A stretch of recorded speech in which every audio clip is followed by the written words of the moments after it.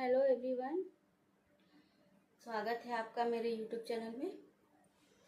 You are cordially welcome back to the complete world mapping series. ये world mapping series का पहला session है friends, और इसमें मैं आपको world mapping complete and India mapping complete और मैप बनाना भी सिखाऊंगी। और इसके बाद और भी क्लासेस आएंगी मेरी जो एनसीईआरटी से रिलेटेड होंगी, जो 6 से लेके 12 तक के एनसीईआरटीज होंगे, जिसमें हिस्ट्री, पॉलिटी, ज्योग्राफी भी होंगे और मैथ भी होंगे। मैथ की क्लास अलग होंगी। तो जो क्लास आने वाली होंगी वो एक बैच में एक क्लास ख़त्म होंगी, वैसे ही दूसरे क्लास मेरी स्टार्ट होंगी फ्रेंड्स। तो अभी वर्ल्ड मैपिंग का क्लास है और ये मेरा क्लास का पहला सेशन है फ्रेंड्स। और क्लास स्टार्ट करने से पहले कुछ मैं अपने बारे में आपको बता दूं फ्रेंड्स। झारखंड गिरिडीह से हूँ फ्रेंड्स, और मेरी स्टडी यहाँ के श्री आर के महिला कॉलेज गिरिडीह से हुई है।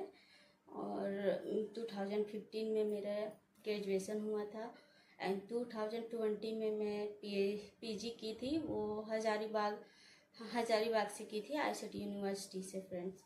और 2029 से मैं फर्स्ट अटेम्प्ट मतलब जेपीएससी का एग्ज़ाम दी थी, तो उसमें किसी कारण मेरा नहीं हो पाया था सिलेक्ट। और उसके बाद वो एग्ज़ाम देने के बाद मुझे ऐसा लगा कि नहीं, मुझे यूपीएससी करना है। यूपीएससी का मैं प्रिपरेशन कर रही हूँ तब से। और 2023 में मेरा फर्स्ट अटेम्प्ट था फ्रेंड्स। मेरी तबीयत ख़राब हो जाने के कारण मैं फॉर्म नहीं फिल कर पाई थी उस समय, तो डेट निकल गया था। और दूसरी बात है कि नेक्स्ट टाइम मैं 2025 में देने वाली हूँ और 2026 में लास्ट अटेम्प्ट होगा। तो फ्रेंड्स मैं बता दूँ कि मेरी यूपीएससी के बैच तो हो गई है, मैं सेल्फ स्टडी कर रही हूँ फ्रेंड्स। और मुझे लगा कि पढ़ने के बाद अगर किसी को पढ़ाया जाए तो ज़्यादा बेनिफिट होता है। तो मुझे रिवीजन का टाइम मतलब रिवीजन करना है, तो उसके लिए मैंने बोर्ड लिया है। तो रिवीजन के साथ साथ अगर मैं क्लास लूँ तो उन स्टूडेंट को बहुत बेनिफिट होने वाले हैं फ्रेंड्स, जो अभी 6 या 9, 10 से 11 से निकलते हैं। उन्हें कुछ आइडिया नहीं होता है, उन्हें कोई गाइडेंस करने वाला नहीं होता है कि कैसे क्या करना है और आगे कैसे जाना है फ्रेंड्स। उनके लिए मैं ये अगर कोई भी डाउट हो आपका, कमेंट सेक्शन में आप कमेंट कर सकते हैं। मैं उनका हर कमेंट का आपका जवाब दूंगी वीडियो में। और कोई भी डाउट पूछना हो क्लास से रिलेटेड या किसी प्रिपरेशन से रिलेटेड, तो आप उसमें कमेंट कर सकते हैं फ्रेंड्स। मैं आपके प्रत्येक कमेंट का मैं जवाब दूंगी फ्रेंड्स। तो हेल्पफुल होगा काफ़ी, मैं आपको गाइड करूंगी और क्या करना चाहिए, कैसे करना चाहिए, कौन सा सिलेबस लेना चाहिए, कौन सा नोट्स, कौन सा बुक्स। बहुत सारे स्टूडेंट को पता नहीं होता है, जो खास करके ग्रामीण क्षेत्र से आते हैं फ्रेंड्स। मैं खुद ग्रामीण क्षेत्र की हूँ, तो मुझे खुद पता है। मुझे भी कोई गाइड करने वाला नहीं था, तो बहुत प्रॉब्लम फेस करनी पड़ी थी मुझे अपने प्रिपरेशन जर्नी को लेकर। लेकिन किसी ने जो कहते हैं ना, जिसको करना है तो किसी न किसी से रास्ता ढूंढ ही लेते हैं। तो बिल्कुल वैसे ही हुआ है मेरे साथ कि किसी न किसी तरह से मैंने भी अपना रास्ता बनाया है। लेकिन सक्सेस होना वो तो लक की बात है फ्रेंड्स। तैयारी भले अपने आप से तैयारी अपनी ओर से जारी रखनी चाहिए, बाकी सक्सेस होना ना होना तो वो लक की बात है फ्रेंड्स। तो मुझे लगा कि मैं जब क्लास लूँगी तो उसमें थोड़ा सा आपको कुछ हेल्प मिल जाएगा। तो चलते फ्रेंड्स अब क्लास की ओर। देश वैसा देश जो चारों ओर स्थल से घिरा हो उसे स्थल अवरुद्ध देश कहते हैं। और इसकी संख्या हमारे देश में कुल 48 देश है। अब इसमें से 3 जो सबसे बड़े स्थल अवरुद्ध देश है वो है कजाकिस्तान। देखिए, कजाकिस्तान, मंगोलिया, लाओस, ये 3 देश है फ्रेंड्स जो सबसे बड़े देश हैं। स्थल अवरुद्ध देश है ये सबसे बड़े इंडिया में। और बफर कंट्री उसे कहते हैं जो 2 बड़े बड़े देशों के बीच में एक छोटा सा देश जो रहता है, जो बीच में दब जाता है, समझ। चाइना इंडिया के बीच में जो हमारा नेपाल है, भूटान है, ये सारा बफर कंट्री कहलाता है। उसी टाइप में ये देखिए, यहाँ पे नेपाल है, भूटान है और मंगोलिया, ये 3 बफर कंट्री है। और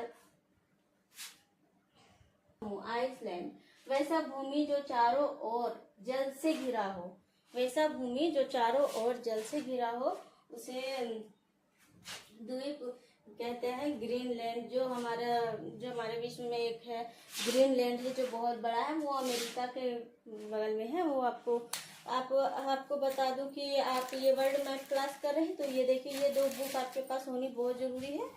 देखिए फ्रेंड्स, ये एक ऑक्सफोर्ड एटलस है, ऑक्सफोर्ड का स्टूडेंट एटलस, और एक ये खान सर का है। तो ये दोनों में से कोई भी एक बुक आपके पास है तो बहुत ज़रूरी होनी ही चाहिए। मैप क्लास इसके बिना नहीं होगी। अगर ये क्लास होगी तभी आप कर पाएंगे अच्छे से, और आपको सारा चीज़ पता चलेगा कि कहाँ पे क्या है नहीं है।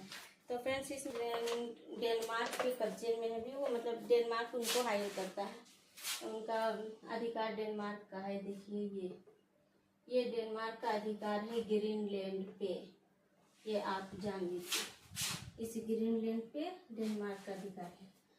और तो आप समझ रहे होंगे कि मैं ये द्वीप जो बता रही हूँ, द्वीप जैसे कि ग्रीनलैंड, जैसे अमेरिका है, ये हो गया आपका, ऐसी फर्न बना रहे तो यहाँ पे ये जो है फ्रेंड्स चारों ओर जल से घिरा हुआ है। फ्रेंड्स ये दिख रहा है आपको, ये जो ग्रीनलैंड है चारों ओर जल से घिरा हुआ है, इसी को द्वीप कहते हैं। जो सबसे बड़ा है वो डेनमार्क का है, मतलब तो समझ गए होंगे फ्रेंड्स।